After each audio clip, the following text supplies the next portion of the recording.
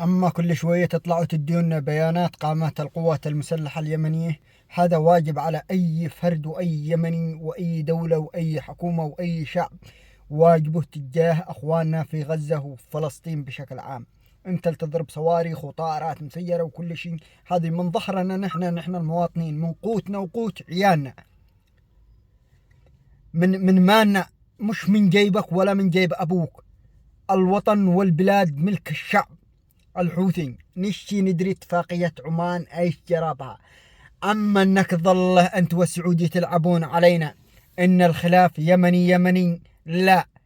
اتفاقية الطائف عدتم تنشيط الاتفاقية من جديد، لان هذه اتفاقية دولية.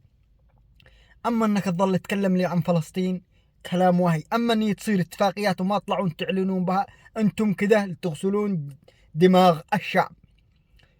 على الشعب اليمني أن يعي لهذه الفئة أو الحكومات الموجودة. بالنسبة لحكومة الرياض نحن ما نعترف بها، وإنسان هارب جبان خسيس نذل، كيف بقاوم ولا قاتل معه ولا بصف معه؟